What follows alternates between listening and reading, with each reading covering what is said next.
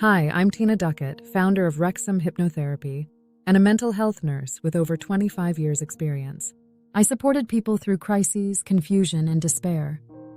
And what I noticed was this: emotional pain wasn't always caused by the outside world.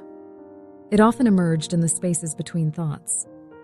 Back then, no one had a name for it.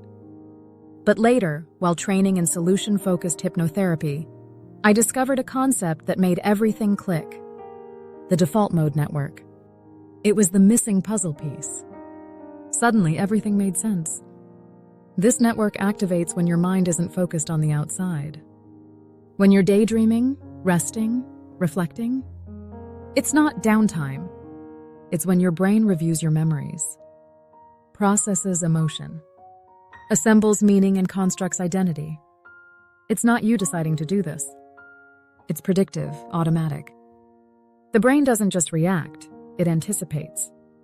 Your brain builds internal forecasts based on past experience. It asks, what might happen next? But here's the thing. If your internal models were shaped by trauma, fear, or shame, even silence can feel threatening. We fall into the illusion that we're in control of the story. But what if the director is just a placeholder? What if your thoughts are just thoughts? Not facts, not orders. Everyone has chaotic thoughts. The key difference? How we relate to them. If you believe you should control every thought, that you are your thoughts, distress is inevitable. In conditions like anxiety, OCD, ADHD, the default mode network often loops, replaying fear-based thoughts, scanning for threats, rehashing the past, or catastrophizing the future. Distraction is often prescribed as the cure. But what if constant distraction teaches the brain that stillness is unsafe? What if the answer lives inside that stillness? When we learn to sit with thoughts, not as truths, but as passing events, a quiet understanding emerges. Fear often drives the story we tell about ourselves. But that story might just be trying to protect us. At Wrexham Hypnotherapy, I don't view OCD, ADHD, or emotional distress as defects. I see them as adaptive responses to inner threat. Looping, scanning, drifting, they're not rebellion. They're survival strategies. Even dopamine plays a role. It reinforces behaviors that feel like relief in the short term, but might prolong distress over time. When we shift the lens from dysfunction to adaptation, we uncover the dignity in the mind's effort to keep us safe.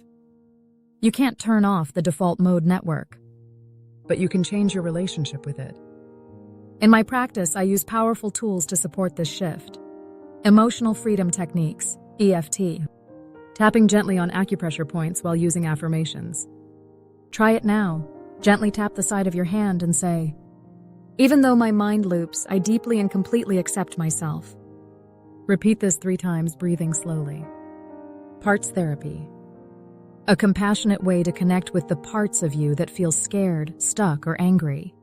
Each part is trying to help, even if its strategy is unhelpful. These tools won't silence your mind. They help you listen differently. What might change if your thoughts weren't instructions, but invitations? What if your self-talk is just a voice trying to keep you safe? Misguided maybe, but never malicious. This isn't brokenness. It's an unlabeled operating system. You were handed a human brain, but no manual. When we learn to sit in stillness, even when it feels unfamiliar, something sacred happens. We stop running from the mind and begin to understand it. Not as a problem to fix, but as a system to know. This isn't healing, it's realization. Your brain deserves to be known on its terms. Not feared, not silenced, but just know with reverence. tinaduckett@gmail.com. Wrexham Hypnotherapy. Thanks for watching. Please like, share, and subscribe for more neuroscience-informed insights into emotional well-being.